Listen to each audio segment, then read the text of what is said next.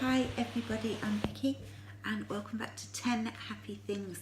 I haven't done a 10 Happy Things vlog in a really long time, and not because life hasn't been full of rich and rewarding things, but because I've been super busy, and I'll tell you about some of those things.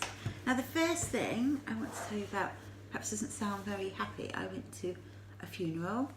My great uncle Bob had died and he was 92, 93, so no surprise really, and I've been to see him about a month before. He lives a long, long way from me, and in a way I'd said goodbye then, but yeah, it's sad. He's the last member of my family of that generation to pass, and it feels like, it is the end of an era. He was married to one of my granny's sisters. I loved him so much, and I just want to tell you a little bit about him.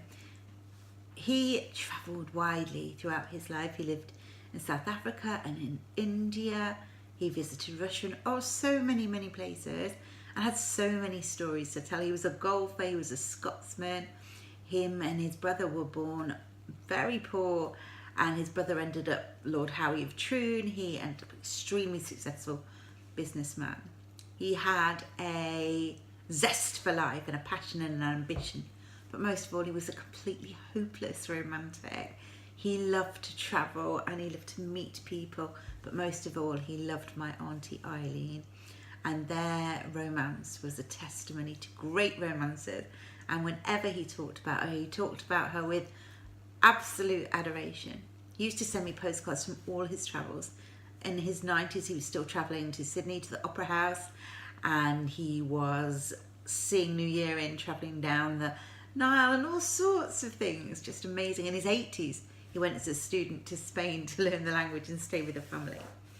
He lived a tremendous life and is an example to me of how I want my life to be rich and to be full and to take all the opportunities, and I want that romance, that romantic spirit he had to live on through me too. I just think it was a marvellous man, Uncle Bob. Another great thing has happened. Yay! Well, it's great for me. I love books. I've always loved books. They're a big passion in my life. And there has been a Waterstones open down the road from where I live. I'm really overexcited by this. I do think it's the simple things in life that can make you the most happy, and having a bookshop in walking distance really makes me happy. I buy almost all my books on Amazon, yet one of my greatest pleasures in life is browsing a bookshop and seeing what's new on the shelves. So that's going to bring me a lot of pleasure. Christmas crafting. We've been doing a bit of Christmas crafting. Got started. This is our tree. It's not our only tree. We have a tree here too. Can you see? I didn't make that. It's a sticker, but I don't know. So this tree we will cover with handmade Christmas ornaments. It's something I love to do with my kids, and that'll be a lot of fun. We made a big chocolate snowman at the weekend, which I was going to show you, but we ate. Yeah, so bring on the Christmas crafting. It's one of my greatest pleasures of Christmas, and yes, my kids get older. I was a bit worried they wouldn't like to do it anymore. My son not so much, but my daughter's really still full on with it, so that's marvellous. I went to the Showmos last month. The Showmos are the National UK Money Blogger Awards. My family budgeting blog was a finalist in the best family and thrift blog. I did win a bottle of champagne, but only because I got lucky. I didn't actually win in my category. That honour went to my good friend Cass from Diary of a Frugal Family, who writes an awesome blog. Check it out. She gives loads and loads of great money saving tips. But the main thing about the awards was I had a blast. Stayed in an amazing hotel, met loads of like-minded people, so that was really fun. My son has also just been travelling. He's been to France on a school trip. When I was young, we didn't have a great deal of money in my family, and I missed out on a lot of opportunities that other of my peers got to have, and so I never wanted my children to miss out. And so far they really haven't had to, and they're very lucky, and I want them to know how lucky they are. So he went to a French Christmas market, had an amazing time, and next year he wants to go to Croatia on a school trip.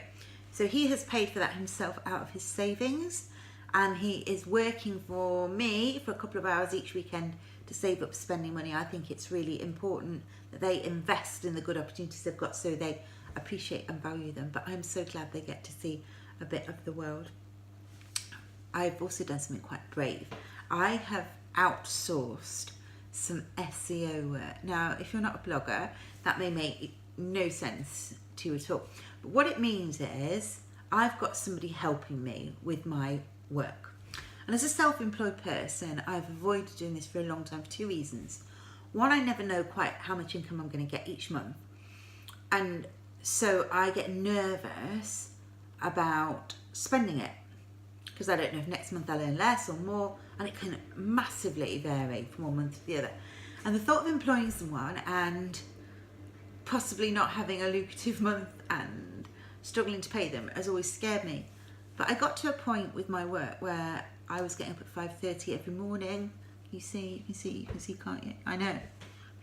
Yeah. And working for hours. And I got to a plateau, really, of how much I could earn with just one person.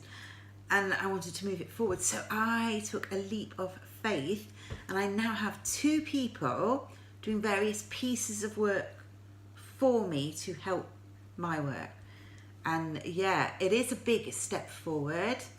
Like, we're a firm now. Nothing that formal, but they're doing two pieces of work to help me. And I feel like part of a little team. I also feel that possibly can evolve to the next level now. So it is a little bit of a leap of faith, but it's making me happy, nervous, I guess. Christmas is coming, and we don't have long now till Christmas. And one of the best things to me about Christmas is my old friends come home.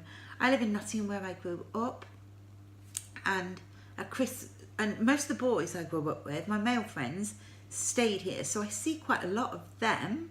But my female friends from my school days, from my childhood, although definitely still my closest friends, live away. And then at Christmas they come home to see their families, and we all get together. And because I have very little family myself, my parents have both passed away, I have a sister, that's it really. I love that about Christmas. It makes me tremendously happy. What else have I got to tell you? There were two more things, but I've forgotten one of them, so I'm just going to make it 9 because I can, right? Number 9. Oh my goodness. Oh yes, goal setting. So as probably most of you know, I bought a book early this year with Penny Alexander called Create Your Own Happy, and my goal was that for Christmas, the mini goal we had for the book, so Christmas it will be in the top 10 on Amazon in our category of self-esteem and self-help. And we smashed it at the weekend, and we actually got to number 9 on the charts, well, on the Amazon charts in our category, not number 9 on Amazon. But you know, I was absolutely thrilled with that. It's nice to have little goals and to meet them, isn't it? It can make you feel really good, and it gives you something to focus on and work towards. So I have been rambling for almost 10 minutes, and I do apologise, and I really hope you're all well, and I will try and make more of these happy videos, because just by thinking about what I'm happy about makes me happier. Do you know what I mean? I do anyway. I wish you all the best Christmas and a really fantastic 2019, and yeah, lots of love.